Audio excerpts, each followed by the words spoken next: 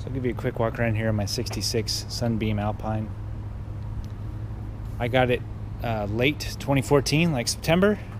The car had been, I bought it from a dealer here in Houston. The previous owner had been a multi-decade Sunbeam Alpine Owners Club guy and had the car, I think, for 20 or 25 years. He did a restoration early in 2000s, 04, 05. Took the frame off, repainted, rebuilt the engine, and I've got documentation for all that stuff. So it looks really good. There's no rust or anything. The frame looks solid. It's got those painted wheels with the chrome rings. Looks sweet. The interiors was done at that time. All new carpets and stuff. It's not fixed yet. Like, by that I mean it's not glued down to the body or anything, so that's in good shape. You can do whatever you want there. See, the seats are in good shape. There's one problem there, and there's a similar stripe over here.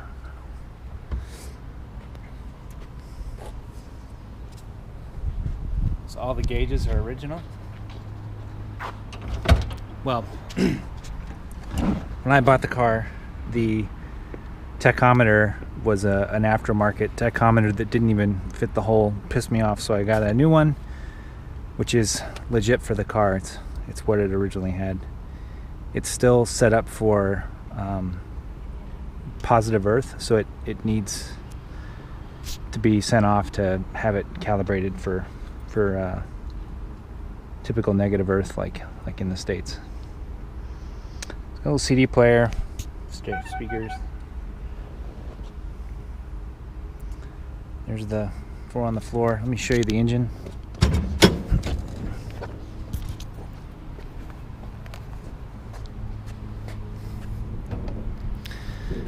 So here's the engine bay.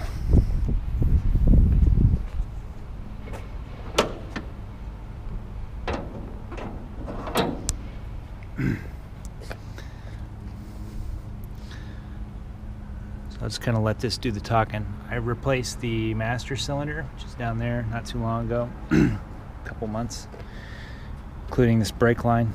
So that brake line runs into that central group there. Just did a tune-up, new plugs, new wires, oil.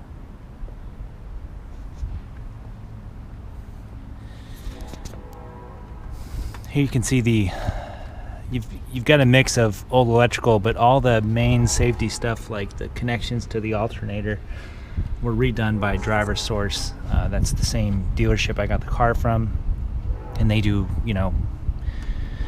when they aren't working on inexpensive Sunbeams, they're fixing Ferraris and stuff like that. So they guys that know what they're doing. So I thought I'd let you see and hear a cold start. So I moved it out here about 40 minutes ago from the garage over there. So you give it some choke. I usually just depress gas a little bit, just keep a steady pressure on it. So you can hear when it starts up.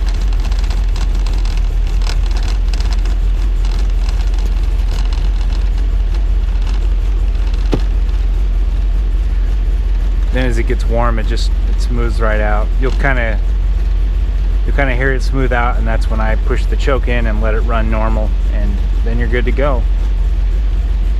Transmission's real docile, easy to drive, easy to learn to drive on, you name it.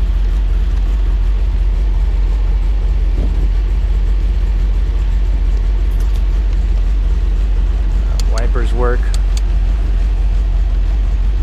All the lights work, horn works. There's panel lights and the headlights, and you've got a high beam, low beam switch down there on the floor.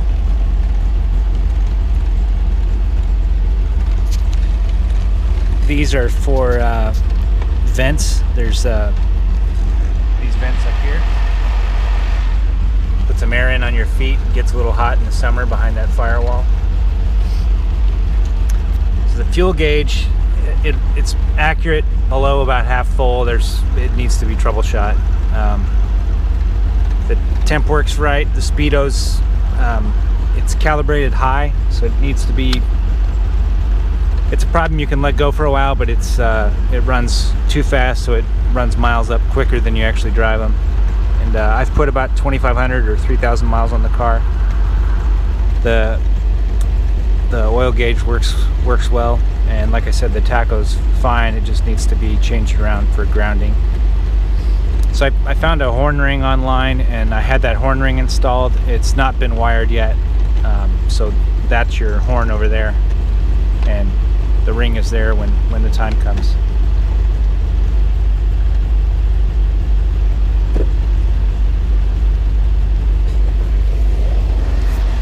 So it's got a nice little back deck here. Like I love to like run over to the store, get a 12-pack, throw it in the back, drive home. This car just turns little things like that into a nice little ritual.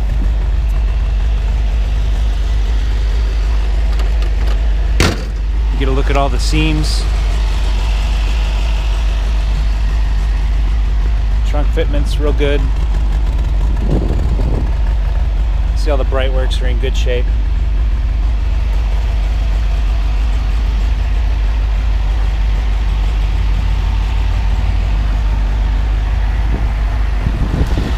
Chrome in one.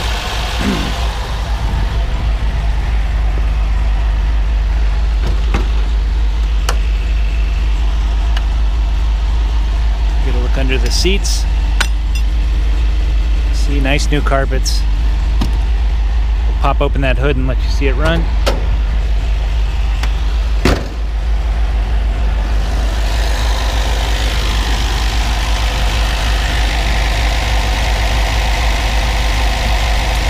It's that Weber carb. It's 2-barrel downdraft.